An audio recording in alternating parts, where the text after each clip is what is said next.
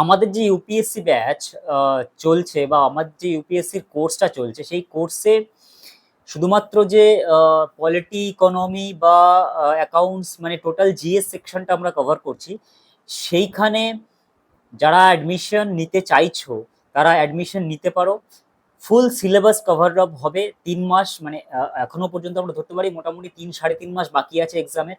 তো খুব ভালো করে যদি পড়াশুনো করো, ডেলি আমি যেরকম বলেছি 8 থেকে 10 ঘন্টা বা 12 ঘন্টা যদি পড়াশুনো করতে পারো, এবং সিলেবাসে আমি যেটুকু যেটুকু পড়াচ্ছি, যে ডেলি লেকচারগুলো দিচ্ছি এবং যে নোটসগুলো প্রোভাইড করছি, এই নোটসের বাইরে বা এই লেকচারের বাইরে কিন্তু কোয়েশ্চেন আসবে না, আমি আবারও বলছি। কারণ অনেক রিসার্চ করে আমি লাস্ট 2-3 বছরের এক্সাম এক্সাম দেখে, এবং তাছাড়া সিএসসিতে মানে ইউপিএসসি সিএসসির যে এক্সাম প্যাটার্ন, সেই প্যাটার্ন দেখে আমি কিন্তু কোর্সগুলোকে কমপ্লিটলি চালু করেছি, এবং কোর্সগুলো সেরকম ভাবেই চলছে কোর্সগুলো।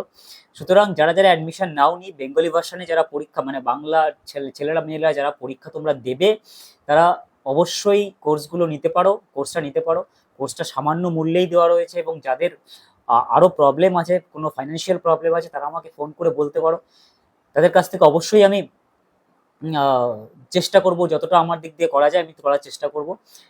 তাছাড়া আমার ইউটিউবে তো লেকচারগুলো পাচ্ছই, ইউটিউবে লেকচার দেখতে পারো, অসুবিধে নেই। ইউটিউবেও পড়াশুনো করতে পারো, বই থেকেও পড়াশুনো করতে পারো। আমাদের এখন যেগুলো আমি চলছে, আমাদের অ্যাকাউন্টসের ক্লাস, আইআর এর ক্লাস একটা হয়ে গেছে। অ্যাকাউন্টসের নোটস আমি প্রোভাইড করছি, আইআর এর নোট প্রোভাইড করছি। পলিটি, হিস্ট্রি, ইকোনমি এগুলো তো কোনো ব্যাপার নয়, এগুলোর নোটস তো প্রোভাইড হবেও, প্লাস লেকচার অলরেডি আমার চ্যানেলে কিছু আপলোড আছে, এখনো আবার আপলোড হবে। সুতরাং সেখান থেকে তোমাদের কভার আপ হয়ে যাবে টোটালটা। ওকে।